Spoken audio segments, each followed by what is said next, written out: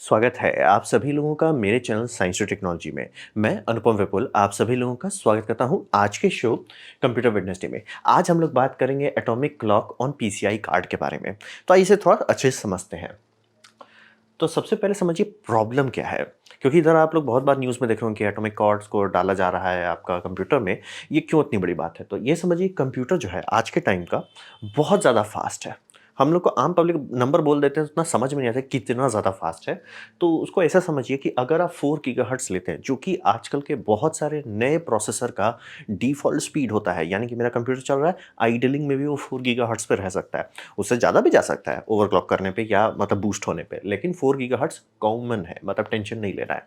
तो उसका मतलब क्या होता है? उसका मतलब होता है 4 0 0 0 0 0 0 0 0 0 साइकिल्स। ये बहुत बड़ा नंबर है, बहुत ज़्यादा बड़ा नंबर हो जाता है ये।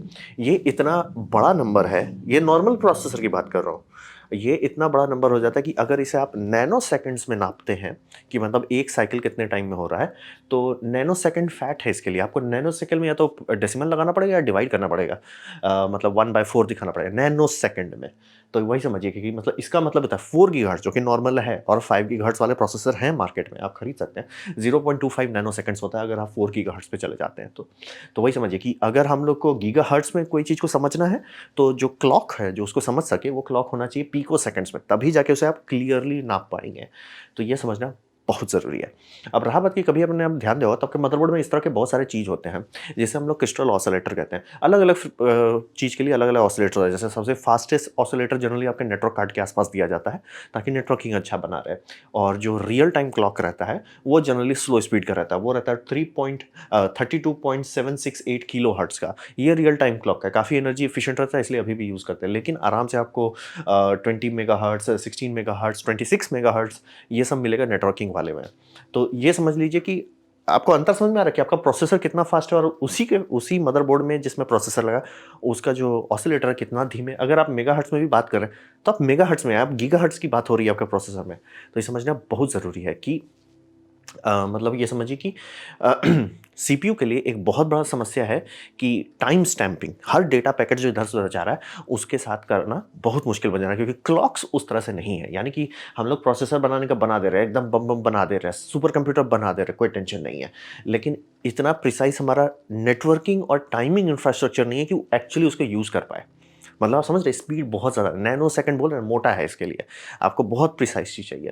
तो थोड़ा-सा ये नंबर आप लोग को बार-बार थोड़ा सुनने को मिलेगा, तो ये समझ लेना अच्छा रहेगा। जैसे कि अगर 1 सेकंड को लेते हैं, उसे खींचते हैं 1000 हिस्सों में, तो उसे हम लोग कहेंगे मिलीसेकंड। जनरली स्टॉपवॉच तक में आपको मिल जाएगा मिलीसेकंड। फिर होता है कि अगर उसे 1 लाख तक खींचते हैं, मतलब 10 लाख के आस-पास खींच देते हैं, यानी कि मतलब 3 ज़ीरो से आप बार-बार मल्टीप्लाई कर रहे हैं, तो वो होता है माइक्रोसेकंड। और उसमें 3 ज़ीरो आप डाल देते हैं, तो होता है नैनोसेकंड। और उसमें 3 ज़ीरो डालते हैं, तो पिकोसेकंड होता है। तो ये समझना ज़रूरी है कि हम लोग का जो नेटवर्किंग सिस्टम है, वो मिलीसेकंड्स में बात करता है। इसीलिए आप देखिए कि आपका जब भी नेटवर्क में पिंग मारते हैं, तो मिलीसेकंड्स बताता है, तो वो आपका वही कर रहा है, सेकंड को 1000 हिस्सों में बाँटा जा रहा है। और मतलब हमारा हार्डवेयर का स्पीड आराम से नैनो सेकंड पे है। तो बोले भैया ये इतना ल लेटेंसी क्यों आ रहा है, जब अगर हमारा स्पीड यहाँ पे नैनो सेकंड्स में स्पीड है, तो माइक्रोसेकंड का लेटेंसी भी ठीक है, तो भैया ये मिलीसेकंड तक के साथ। यही समस्या है। मतलब हॉर्स पावर हमारे पास बम-बम है, सुपर कंप्यूटर अति बम-बम है, लेकिन वो फुल स्पीड में चल ही नहीं पा रहा है, क्योंकि टाइमिंग का इकोसिस्टम उस तरह का नहीं है। तो ऐसा क्यों है? तो ऐसा ये समझिए कि फिज़िक्स है, यहाँ पे थोड़ा-सा फिज़िक्स है। तो फिज़िक्स में ये समझिए कि समय कभी भी एक फ्लो रेट पे नहीं चलता, यानी कि आप पूरे ब्रह्मांड में घड़ी नहीं लगा सकते जो हर समय सही चलता रहे। होगा ही नहीं, क्योंकि समय ही आगे-पीछे चलता है। जैसे कि एक घड़ी जो चाँद पे है, आप चाँद पे दी बेस्ट एटॉमिक क्लॉक बनाइए, वो अलग चलेगा कंपेयर टू एक एटॉमिक क्लॉक जो मार्स पे है, कंपेयर टू जो धरती पे है। क्यों? क्योंकि सबकी ग्रेविटी अलग है, तो उसका लिटरली फ्लो रेट जो हो रहा है टाइम का, वो अलग होगा। दूसरी बात, उसपे स्पीड का भी असर पड़ता है, यानी कि एक एटॉमिक क्लॉक जो सैटेलाइट पे है, वो अलग बिहेव करेगा। और वहीं कोई मतलब एटॉमिक क्लॉक है जो किसी ऐसे बॉडी पे है, सेलेस्टियल बॉडी जो बहुत तेज़ चल रहा है, कैलकुलेशन उसका अलग आएगा। तो ये समझना बहुत ज़रूरी है कि फिक्स नहीं होता। कहने को टाइम टाइम हम लोग कहते हैं, लेकिन टाइम सही में रिलेटिव है। तो हर जगह वो बदलता है। जैसे कि पहाड़ के ऊपर अगर आप रख देते हैं कुछ-कुछ जगह पे, तो वो एटॉमिक क्लॉक तेज़ चलने लगेगा, और जो मतलब एकदम सी लेवल के आस-पास है, वो अलग चलेगा। अंतर दिख जाता है हम लोग को, इतना ज़्यादा मतलब समझिए अंतर पड़ता है टाइम पे। और हमारे इंस्ट्रूमेंट इतने अच्छे हो गए हैं कि अब बता देता है, सर फिसल रहा है आपका। मतलब अगर दोनों का डेटा लेके कंपेयर करते रहेंगे, देखते हैं भैया एक घड़ी आगे भागने लग रहा है, या एक घड़ी पीछे चलते चला रहा है। तो ये बहुत सीरियस बात है। तो ये समझिए कि हम लोग को ये एक दिक्कत हो गया, फिजिक्स में बात हो गया कि भैया आप टाइम कितना अच्छा भी बना लें, टाइम हर जगह एक जैसा बहता ही नहीं है। तो ये तो फिजिक्स का लिमिट हो गया, ठीक है। दूसरा लिमिट हो गया कि जब आप सस्ते लेवल पर बात करते हैं तो जितने भी टूल्स हैं कि मैं इस टूल से करूंगा, जैसे ऑसिलेटर है, मैं इस ऑसिलेटर से नापूंगा, उस पर प्रॉब्लम ये हो जाता है कि वो खुद भी वनरेबल होता है आपका बहुत सारी चीज़ों से। जैसे कि दो सबसे बड़ा चीज़ होता है जिसमें टेम्परेचर, जैसे कि ऑसिलेटर से आपका सबसे बड़ा दिक्कत, जैसे घड़ी का ऑसिलेटर, इसका सबसे बड़ा वीकनेस होता है कि ये टेम्परेचर कॉम्पनसेटेड नहीं है। यानी कि अगर इसका टेम्परेचर सील कर दिया जाए कि जैसे मान लीजिए 50 डिग्री सेल्सियस है और वो 50 पे ही रहेगा, तो वो बहुत एक्यूरेट हो जाएगा। लेकिन चूंकि मतलब हाथ में पहने हैं, ठंडा का मौसम हो सकता है, टेम्परेचर नीचे जा सकता है, गर्मी का मौसम हो सकता है, टेम्परेचर ऊपर जा सकता है, ऑसिलेट कर ये मतलब उसका समझिए ड्रिफ्ट जो है बहुत होने लगेगा। इंटरफियरेंस, मैग्नेटिक फील्ड से इंटरफियरेंस हो सकता है, इलेक्ट्रिकल नॉइज हो सकता है। तो घुमा फिरा के ये उतना रोबस्ट नहीं है जितना आप चाह रहे हैं। पेपर पे दिखाएगा कि हाँ मैं एकदम कर रहा हूँ, एकदम स्टेबल रहेगा, रियल लाइफ में घड़ी फिसल जाता है। क्यों फिसल जाता है? इंटरफियरेंस के चलते। तो ये भी एक समस्या बनता है कि पहली बात फिजिक्स ही बोलता है भैया समय तो फिक्स चीज़ है नहीं, दूसरी बात जिससे हम नापते हैं वो भी बहता रहता है। तो समझिए दो बहती नैया में आप तैर रहे हो, तो ये बहुत सीरियस समस्या बन जाता है। तो इसको संभालने के लिए पूरी मतलब इंसानियत का बहुत बड़ा दिमाग लगता है विजिलेंटली ट्रैकिंग करने में कि कहाँ कहाँ पे टाइम फिसल रहा है, कहाँ कहाँ पे टाइम आगे बढ़ रहा है, कहाँ कहाँ टाइम पीछे बह रहा है। वो दोनों को लिया जाता है, मतलब कि जहाँ टाइम फास्ट चल रहा है, जहाँ टाइम स्लो चल रहा है, दोनों का एवरेज निकाला जाता है, उससे एक थ्योरेटिकल मॉडल बनाया जाता है, उससे हम लोग यूनिवर्सल टाइम कोऑर्डिनेट में डालते हैं। तो ये समझना बहुत ज़रूरी है और ये करना ज़रूरी है, तभी जाके लॉन्ग टर्म एक्यूरेसी और रिलायबिलिटी मिलता है। क्योंकि टाइम समझिए आर्बिट्री है। जैसे मैं अभी कर रहा हूँ, जिस टाइम मैं ये वीडियो बना रहा हूँ 4:24 हुआ है, तो क्या ये 4:24 है? नहीं, कुछ भी और भी हो सकता है, 15:16 भी हो सकता है, 600:08 भी हो सकता है। वो सब इंसानी नंबर है, तो ये समझना बहुत ज़रूरी है। ये नंबर्स के वैल्यू तभी रहेंगे जब हम लोग एक्यूरेटली इसे रख पाएंगे कि हम गिन रहे हैं सर, गिनते रहेंगे, टेंशन मत लीजिए आप। तो रिलायबिलिटी के लिए, एक्यूरेसी के लिए हमें इसे रिलायबली रखना पड़ेगा, इसका मतलब पूरा डेटा बनाना पड़ेगा। और अगर आप बहुत प्रिसाइज क्लॉक बनाना, जैसे एटॉमिक क्लॉक्स बन जाते हैं, तो नॉइज आने लगता है नैनो सेकंड के लेवल पे। नैनो सेकंड से नीचे जाते हैं, पिको सेकंड्स पे जाते हैं या फेम्टो सेकंड तक जाते हैं, जो आजकल पॉसिबल है। वो इतना ज़्यादा नहीं, मतलब बोल रहे हैं कि चांद ऊपर से जा रहा है, गाड़ी स्लो हो जाएगा। क्यों भैया? ग्रेविटेशनल फील्ड पे असर पड़ गया, ये दिख जाता है। टाइड्स आ रहा है, फील्ड चेंज हो जा रहा है, ये दिख जा रहा है। तो ये सब समझना बहुत जरूरी है। और ये आप लोग बार बार देखते हो कि एक्चुअली 1 सेकंड है क्या, मतलब हमने 1 सेकंड बोल दिया तो वो है क्या।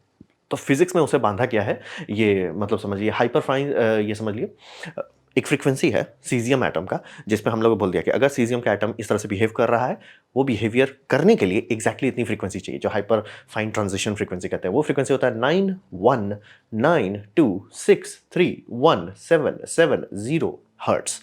ये फ्रीक्वेंसी अगर आपको एग्जैक्टली मिल रहा है, इसका बिहेवियर चेंज होगा, और वो बिहेवियर पे आप गारंटी दे सकते हैं कि एग्जैक्टली यही फ्रीक्वेंसी है, क्योंकि ये बिहेवियर जो हम लोग हाइपर फाइन ट्रांजिशन है, ये बिहेवियर आपको कम में नहीं मिलेगा, ज़्यादा में नहीं मिलेगा, एग्जैक्टली वही होगा तो ही मिलेगा। और ये हर जगह रिप्लिकेट कर सकते हैं, यानी कि कोई अमेरिका में बना सकता है, कोई इंडिया में बना सकता है, कोई पाकिस्तान में बना सकता है, कोई श्रीलंका में भी बना सकता है।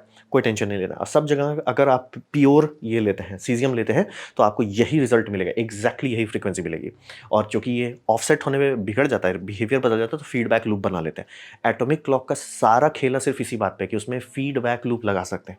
एटम्स की बिहेवियर बदल जाती है, और वो बिहेवियर बदलने से पता चल जाता है कि आप सिंक में हो कि फिसल रहे हो। और इसे टेम्परेचर से उतना कोई खास लेना देना नहीं है।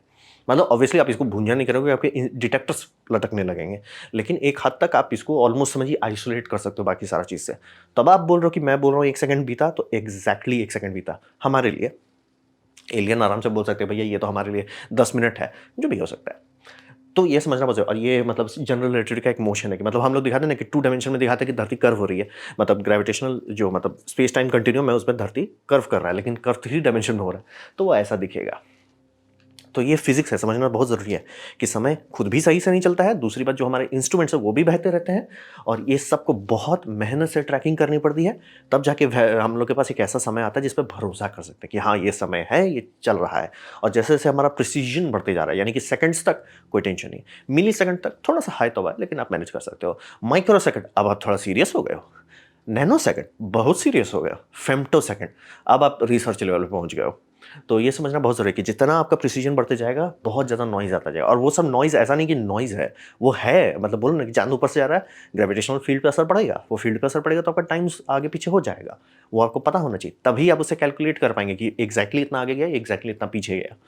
तो ये सब फिजिक्स लेवल पे हो रहा है, इसीलिए टाइम उतना सिंपल चीज़ नहीं जितना बस आप लोग देख लिए और उछल लिए, बहुत फजीयत है। तो अब बात करते हैं तो पूरी दुनिया चलती कैसे है टाइम पे। पूरी दुनिया चलती है जीएनएसएस पे, यानी कि ग्लोबल नेविगेशन सैटेलाइट सिस्टम्स जो हैं पूरी दुनिया में, ये सब हम लोगों को बांध के रखे हुए हैं। ये हमारी दुनिया में एक बीकन ऑफ होप है इस केओस की दुनिया में, क्योंकि सब कोई अपना अपना टाइम मानने लगेगा, सबके अपने टाइम जोन है, सब हुलू लुलू करेंगे, सब झिंगाला करेंगे, सब ब्लास्ट हो जाएंगे। तो सबको बांधने के लिए एक सिस्टम बनाया जिसे हम लोग कहते हैं यूटीसी, यूनिवर्सल टाइम कोऑर्डिनेट या कोऑर्डिनेटेड यूनिवर्सल टाइम, भगवान जाने लोग दोनों में से क्या है। तो वो एक ग्रीनविच का टाइम है एग्जैक्टली, और उसी से सबको बांटा गया है कि भैया तुम इससे कितना दूर है। जैसे कि इंडिया 5.5 घंटा है ना, एग्जैक्टली 5.5 घंटा दूर है, और इधर भी है। मतलब इसमें भी लड़ाई झगड़ा हो रहा था कि मतलब काफ़ी लोगों का था कि एग्जैक्टली एक एक घंटे का रखो, ताकि घड़ी वाले लोग जो हैं जिनको ट्रैवल करना रहता है उनको कभी दिक्कत नहीं हो। लेकिन उसमें कुछ कुछ देश हैं जो आधा आधा घंटा का इंक्रीमेंट्स में, बाकी में सब में कोशिश किया गया कि एक एक घंटे का ही इंक्रीमेंट्स दिया जाए। और वो जानबूझ के ऐसा बनाया जा रहा था कि मतलब आप टाइम किसी को बोलो बस एग्जैक्ट उतना कर लो, सही हो जाएगा। लेकिन कुछ कुछ देश हैं जो आधा घंटा के इंक्रीमेंट्स में, नीचे आप लिस्ट दे सकते हो जो कौन कौन सा देश है जो आधा घंटा के इंक्रीमेंट में है। लेकिन वही समझिए कि यूनिवर्सल टाइम कोऑर्डिनेट में ये किया गया कि इसमें कोई टाइम जोन नहीं, यानी कि प्लेन किसके भरोसे चलता है। जैसे कि आप चाइना से प्लेन उड़ाते हो और उसे आप सऊदी अरेबिया में उतारना चाहते हो, पायलट कैसे चलाएगा? पायलट लोकल टाइम पे चलेगा? नहीं, पायलट में एक मतलब जो प्लेन है उसमें एक घड़ी रहेगा, वो घड़ी चलता रहेगा यूटीसी पे, यानी कि वो बोल रहा है जितना बजे उठाए उतना ही बजे वो यहाँ लैंड करने वाला है। मतलब ऐसा नहीं होगी और जी मैं मतलब समझ रहे सुबह उठा और आगे चले गए फिर सुबह ही लैंड करके, वो सब नहीं होगा। यूनिवर्सल टाइम कोऑर्डिनेट ये सब सिंप्लीफाई कर देता है, और उसमें कोई टाइम जोन नहीं और डे टाइम सेविंग्स भी नहीं है। तो एकदम चकाचक, मतलब जो भी चीज़ सीरियस हो रहा है वो जनरली यूटीसी पे चल रहा है, बाकी सारी चीज़ हमारे लिए लोकल क्लॉक पे चलता है। और लोकल क्लॉक और यूटीसी को बांधने के लिए स्लाइस दिए गए हैं कि सर आप कितना ऑफसेट है। तो जीएनएसएस में क्या क्या आता है? जीएनएसएस में आता है सबसे पुराना जीपीएस, फिर आता है आपका ग्लोनस रशियन सिस्टम आता है, फिर आता है गैलीलियो ये है यूरोपियन सिस्टम, फिर आता है बांग्यू ये है आपका चाइनीज सिस्टम। तो ये समझिए यही सारे सिस्टम जो है पूरी दुनिया को बांध के रखे हुए हैं कि आपका प्लेन चल रहा है तो क्यों चल रहा है, आपका फ्रेट इधर से उधर जा रहा है क्यों चल रहा है, इलेक्ट्रिसिटी चल रही है तो क्यों चल रही है। सब चीज़ जो चल रहा है वो पूरी तरह से जीएनएसएस पे चल रहा है। यही है पूरे दुनिया का टाइम का स्टैंडर्ड। क्योंकि टाइम आप लैब में कह दो सर मैंने लैब में बना लिया एटॉमिक क्लॉक, उससे क्या फ़र्क पड़ता है, वो स्टैंडर्ड है। एटॉमिक क्लॉक एक स्टैंडर्ड है, सीजियम एटम का इस्तेमाल करके आपने स्टैंडर्ड बना लिया, बल्ले बल्ले। लेकिन सर आपने स्टैंडर्ड बांटोगे नहीं तो उसका फ़ायदा क्या होगा? जैसे बोला ये है 1 किलो, सर ये आपको सबके दुकान में भी देना होगा, तभी लोग नाप पाएंगे कि 1 किलो हो रहा है कि नहीं हो रहा है। तो ये एक सीरियस बात है। ये इस काम जो है कि बांटे कैसे, वो ये करता है, जीएनएसएस करता है। जीएनएस क्यों करता है? क्योंकि पहली बात ये सब सैटेलाइट में the best of the best atomic clock लगाया जाता है। दूसरी बात, क्योंकि ये सारे मिलिट्री प्रोजेक्ट हैं, पैसा पानी की तरफ आया जाता है इन्हें मेंटेन करने में, अपकीप करने में, और चूंकि ये ड्रिफ्ट करते हैं और मतलब चूंकि स्पेस में है, ड्रिफ्ट हो रहा है आगे पीछे हो रहा है, उस सबका करेक्शन भी दिया जाता है। तो किस इससे अगर आप जीपीएस का कोई भी डेटा स्ट्रीम से निकालते हैं टाइम, यूटीसी टाइम निकालते हैं, वो परफेक्ट होगा। मतलब वो बोल रहा है कि टाइम जितना है यूटीसी में एग्जैक्टली वही टाइम होने वाला है। तो जीएनएसएस ही हमारे सारे मतलब स्टॉक मार्केट किसकी वजह से चलता है? जीएनएसएस के बेसिस पे चलता है। वही सब चीज़ का क्लॉक चला रहा है पूरी दुनिया में, पूरी पृथ्वी में। कौन घड़ी चला रहा है? जीएनएस। तो अब बात करते हैं ये पीसीआई कार्ड जो अभी खूब सारा आप लोगों ने देखा होगा। तो पीसीआई कार्ड का क्या है? तो हिसाब ये है कि किसी ने सोचा कि वो तो आपका ठीक है, वो बहुत बढ़िया है, लेकिन वो हर जगह अवेलेबल भी नहीं होता। और रहा बात कि आप रेडियो सिग्नल की बात कर रहे हो, कभी कभी हो सकता है वेदर खराब हो सकता है, इंटरफियरेंस हो सकता है, कुछ भी चीज़ हो सकता है, या जैमिंग हो सकती है, बहुत सारा चीज़ हो सकता है कि वो कुछ देर के लिए गायब हो जाएगा। जनरली इतने सारे सिस्टम आजकल हो गए हैं कि कभी भी लॉन्ग टर्म नहीं गायब होगा। और कुछ कुछ केसेस में अगर आप इंडिया में बात करें तो हमारे पास नाविक भी है, वो हमारे लिए बहुत बढ़िया है क्योंकि वो रीजनल है, लेकिन हमारे रीजन को वो संभाल लेता है। फिर अगर आप जापान में जाते हैं, उनका भी एक ठो अपना रीजनल सिस्टम है कि वो एरिया को संभाल लेता है। तो ऐसा नहीं है कि पूरा का पूरा सिस्टम जाएगा, लेकिन इंटरफेरेंस के कारण दिक्कत हो सकता है। उस दरमियान क्या करेंगे? उस दरमियान आपको चाहिए एटॉमिक क्लॉक। तो ये दोनों की शादी कराई गई, ठीक है। आप ये जो सिस्टम देख रहे हैं इसमें है क्या? एक एटॉमिक क्लॉक है और एक जीपीएस रिसीवर है। इसको ये दोनों को शादी कराने के लिए एक एफपीजीए यूनिट है। एफपीजीए क्यों दे रहे हैं? क्योंकि फील्ड प्रोग्रामेबल अरे जो है वो एक बार आप बनाते हो तो उसे फाइन ट्यून भी कर सकते हो, और क्योंकि ये करोड़ों पीस नहीं बनाना है तो इसके लिए एसिक्स डेवलप कराना वायबल नहीं है। तो ये सिस्टम में सही एफजीए से ही काम कर रहा है, और बाकी सारी चीज़ मार्केट से खरीद सकते हैं। मतलब इस कार्ड को बनाने के लिए आपको सारा डिज़ाइन ओपनली अवेलेबल है। अगर स्किल सेट है, टाइम है, पैसा है, आप इसे बना सकते हैं। और रहा बात की क्या ऐसा कभी होता था? हाँ, यही है पूरी दुनिया में जितने भी स्टैंडर्ड चल रहे हैं वो यही है। वो जीपीएस से टाइम लेते हैं, एटॉमिक क्लॉक से सिंक कराते हैं और दोनों के बीच में बैलेंस रखे रहते हैं कि अगर मतलब एटॉमिक क्लॉक बहुत ज़्यादा जा रहा है तो आपको समझना है कि एटॉमिक क्लॉक गलत हो रहा है, बहुत ज़्यादा जीपीएस जा रहा है क्या इंटरफियरेंस है वो सब है कुछ। क्योंकि अगर आपका घड़ी एकदम स्लॉपी है आपके पास एटॉमिक क्लॉक नहीं है, जीपीएस में कुछ गड़बड़ हो गया, जो कि होता है, बोले इंटरफेरेंस के कारण, सैटेलाइट्स में गड़बड़ नहीं हो, लेकिन आपके पास जो सिग्नल आ रहा है उसमें गड़बड़ हो सकता है, आप कैसे जानोगे? या जब भी एयरफोर्स वन उड़ के जाता है कहीं के ऊपर से, वहाँ के 40 किलोमीटर के दायरे में जीपीएस काम करना बंद कर देता है। तो उस दरमियान से जब मान लिया आपके ऊपर से एयरफोर्स वन गए, आप क्या करोगे? तो इसीलिए एटॉमिक क्लॉक रहता है एज ए बैकबोन, कि हम मेन घड़ी हैं, हम जीपीएस से बस अपने आप को चेक कर रहे हैं। तो ये पहले से भी एग्जिस्ट करता था और यही बोल रहे हैं, पूरी दुनिया यही चला रही थी। बस प्रॉब्लम था कि वो प्रोप्राइटरी और कॉस्टली था, यानी कि बड़े बड़े इंटरप्राइज भी नहीं खरीद पा रहे थे इसको। इसीलिए आपके सर्वर में ये दिक्कत है कि पिंग हमारा मिली सेकेंड्स में क्यों आता है। अगर आप कंपेयर करोगे कि data centre to data centre, आप तो सोचोगे बोला का तो बहुत बढ़िया फाइबर है, बहुत अच्छा स्पीड होना चाहिए, नहीं आएगा। क्यों नहीं आएगा? लेटेंसी। तो वो लोग क्यों नहीं खरीद ले रहे हैं? टाइमिंग कार्ड बहुत महंगा है, मतलब एक तो जगह पे लगा पा रहे हैं। ये बोल रहे हैं बड़ी बड़ी कंपनीज की बात हो रही है, जैसे कि फेसबुक को इतने सारे डेटा सेंटर चलाने, जिसे हम लोग कहते हैं हाइपर क्लस्टर्स, उनकी बैंड बज रही थी। तो इसीलिए ये प्रोजेक्ट स्टार्ट किया गया। ये प्रोजेक्ट का सीधा था कि अगर हम लोग इसे खुद से बना के सील करने की कोशिश किए, खुद भी लूटेंगे और इसका कोई फायदा भी नहीं है। तो ओपन सोर्स बनाया, टूल किट जो है, और स्टार्ट से बनाया गया कि सारा चीज़ इसमें जो आप देख रहे हैं ये पूरी तरह से ओपन टू पब्लिक है। आप आराम से, अगर आपके पास बुद्धि है, लीजिए, सीखिए, समझिए, बनाइए, या अगर इसमें कोई एडिशन भी डालना चाहते हैं डाल सकते हैं। लोग एडिट कर रहे हैं, इसको रिफाइन कर रहे हैं, फाइन ट्यून कर रहे हैं, इसीलिए अलग अलग मॉडल दिखेगा। कोई बोलेगा भैया हमने मैक का एटॉमिक क्लॉक खरीदा है, कोई बोलेगा क्वांटम का हमने खरीदा हुआ है, कोई बोलेगा सीसैक का हमने खरीदा हुआ है। अलग अलग लोग अलग अलग खरीद कर ट्राई कर रहे हैं। तो वही समझिए, इन्होंने पूरा टूल किट बनाया कि एक टाइम स्टैंडर्ड और ये मतलब समझिए टाइम स्टैंडर्ड में सबसे हाईएस्ट होगा। बोले कि पूरी दुनिया जीपीएस पे चलती है, मतलब जीएनएसएस पे चलती है। तो जीएनएसएस का टाइम ले लिए एटॉमिक क्लॉक से सिंक करती है। अब आप उस लेवल पे हैं जहां पे घड़ी का काम हो गया। अब आपको घड़ी से दिक्कत नहीं है। क्या इससे भी प्रिसाइज घड़ी आते हैं? ऑब्वियसली आता है, लेकिन वो अब हो गया रिसर्च लेवल पे, या सन पार्टिकल कोलाइडर पे काम कर रहे हो तो आपको उसकी ज़रूरत होगी। आम लोगों की आम ज़रूरतों में, आम डेटाबेस में, आम मैनेजमेंट में ये काफ़ी है। तो वही समझिए, इसका दाम है करीब $1500 लोगों को लग रहा है। अब बोले $1500, तो ये बात तो सही है कि $1500 कोई फ्री तो नहीं है, मैं तो नहीं खरीद सकता। लेकिन जो पुराने सिस्टम को हटा के ये बनाया जा रहा है कि भैया वो प्रोप्राइटरी सिस्टम को हटा के ये बनाया जाए, ये प्रोप्राइटरी सिस्टम जो हटा रहा है उसमें सबसे सस्ता चिल्लर छुट्टा वाला फ्री का मॉडल $10,000 का आता था। तो 10,000 से 1500 बहुत बड़ा अंतर है, और वो इतना बड़ा अंतर है कि कंपनीज जो भैया एक तो स्विच पॉइंट पे हम ये डाल पा रहे थे, वहाँ पे अब हर जगह ये डाल पाएंगे। मान लीजिए हर एक रैक में एक भी डाल देते हैं तो लेटेंसी इतनी इनकी टाइट होने लगती है, इतना पिंग टाइम कम कर लेते हैं जंप करने का, कि इफिशिएंसी बहुत बढ़ जाता है। जैसे कि फेसबुक का क्लेम है कि भैया इन्होंने ये हाई तबाह किया और इनका 100x थ्रूपुट बढ़ गया। ये लोगों को समझ में नहीं आ रहा कि भैया अगर आपका हार्डवेयर सेम है तो आप 100 गुना कैसे काम करा लिए। आप ये समझिए, मानिएगा भी नहीं, हैरान हो जाइएगा कि आधा से ज़्यादा डेटाबेस में डेटा इधर से उधर भेज रहे हैं तो घड़ी सबका फिसलता रहता है, कोई आगे चला जाता है, कोई पीछे चला जाता है। तो उसको ठीक कैसे करें? लेटेंसी डाल दो। कितना latency? 20 millisecond. Database to database की बात कर रहे हैं, कस्टमर की तो बात ही नहीं हो रही, डेटाबेस टू डेटाबेस। कई बार आप लोग देखते हो कि आपके पास फाइबर इंटरनेट है, बम बम स्पीड है, लेकिन पेज खुलने में टाइम लग रहा है। आपको पता है कि आपको कोई दिक्कत नहीं है, लेकिन पेज खुलने में टाइम क्यों लग रहा है? वही समझिए कि वो डेटाबेस टू डेटाबेस जाने में दिक्कत हो रहा है। और कितना भी स्पीड कर सकते हैं, हार्डवेयर बोल रहा है भैया आप हमें सिग्नल दो, हम दौड़ जाएंगे, लेकिन सिग्नल दिया नहीं जा सकता क्योंकि टाइम सिंक नहीं है किसी का। हम बोलेंगे तुम जाओ, तुम दूसरा वाला सोचेगा हमको सुनाई दे दिया, हम जाएंगे, हम भाग जाएंगे। सबका घड़ी अलग अलग चल रहा है, कोई घड़ी आगे चल रहा है, कोई पीछे चल रहा है।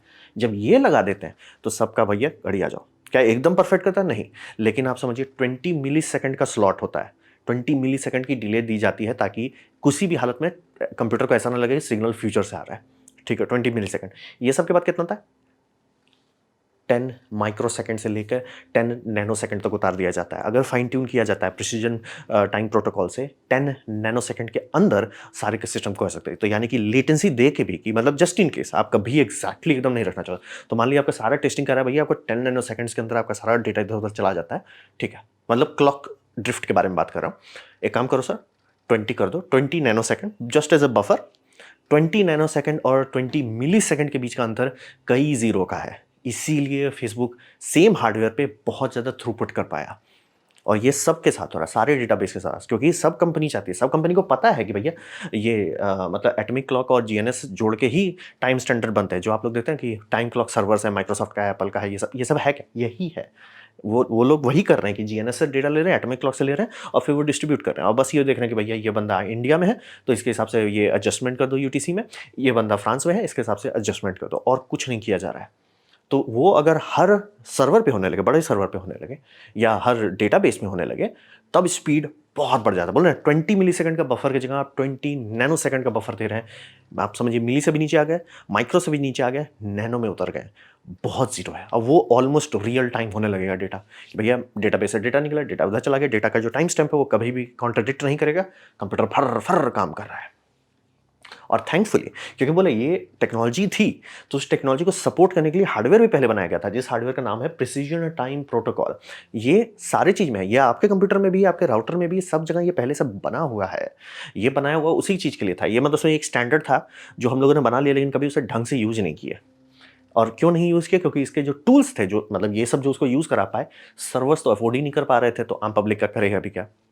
तो वही था। ऐसा नहीं था कि ये किया नहीं जा सकता, बस इतना महँगा होता था कि बड़ी-बड़ी कंपनी बोलती थी, "सर नहीं होगा, बहुत महँगा है, बहुत महँगा है।"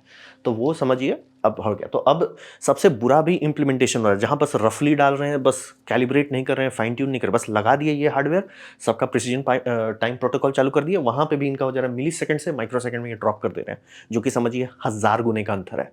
धड़-धड़ा के मतलब सारा डेटा स्ट्रीम, जो लेटेंसी होती है ना कि भैया इधर से गया उधर जा रहा है, उसमें लेटेंसी आपको नहीं डालना पड़ेगा कि सर 20 मिलीसेकंड डिले कर दो। ना जी ना, चल रहा है। 2 सेकंड मिलीसेकंड का आप दे दो डिटेल, काम हो जाएगा। तो इसीलिए ये कार्ड के पीछे इतना हल्ला हो रहा है कि भैया ये बड़ी बात है। जबकि ये हार्डवेयर था पहले से, लेकिन वो सब कंपनी का लॉक था, प्रोप्राइटरी था, और उसके सॉफ्टवेयर 20 साल पुराने थे, और कोई भी कंपनी बता नहीं रही थी कि हम कैसे कर रहे हैं, तो ओपन सोर्स कर दिए, सबको दिख रहा है कि एग्जैक्टली क्या है, और कोई गलती दिख रहा है बता दिया जा रहा है किसी को, सर ये सिक्योरिटी वनरेबिलिटी बन जाएगा, इसे फिक्स कर दिया जाए। इसीलिए ये बहुत बड़ी बात है। तो अब बात करते हैं ये इसका असर क्या होगा। ये समझिए बहुत बड़ा रेवोल्यूशन आने वाला है इससे। बोले भैया रेवोल्यूशन क्यों आएगा? क्योंकि आपको ये समझिए, जब भी एक कहावत है ना कि you are only as fast as your slowest link, मतलब आपका रफ्तार जो है, आपने गाड़ी बनाई, गाड़ी में बहुत चीज़ होता है, आपका सस्पेंशन होता है, टायर होता है, स्टीयरिंग होता है, शॉक एब्जॉर्बर्स होते हैं, आपका हेडलाइट्स है, इंजन है, कार्बोरेटर है, हर चीज़ जो है, फ्यूल टैंक है, जितना भी चीज़ है, उसमें से जो सबसे धीमा होगा उस उतना ही आपका स्पीड होने वाला है। आपका मान लीजिए इंजन बम बम है, लेकिन टायर में ग्रिप नहीं है, तो टायर का स्पीड पे आप लटक जाओगे। तो इसी को कहते हैं, जो आपका सबसे धीमा पॉइंट है उसी का स्पीड आप पकड़ सकते हो। तेज जितना भी है कि अरे भैया मैंने वहाँ ज़ीनॉन प्रोसेसर लगा दिया, अरे वहाँ मैंने एपेक रोम लगा दिया है, सर स्पीड नहीं मिलने वाला आपको। क्यों? सर धीमा है तो आपका घड़ी है। तो वो समझना बहुत ज़रूरी है। उसीलिए सॉल्व करके बहुत बड़ा आंसर आएगा, क्योंकि आज के टाइम में लोगों के पास फाइबर नेटवर्क पहुँच रहा है। आज के टाइम में सीपीयू बोल रहे हैं, 4 गीगाहर्ट्ज़ का सीपीयू बस हम लोग खरीद ले रहे हैं कि अरे भैया 4 गीगाहर्ट्ज़ तो हम खरीद लिए, 5 गीगाहर्ट्ज़ तो मिल रहा है मार्केट में।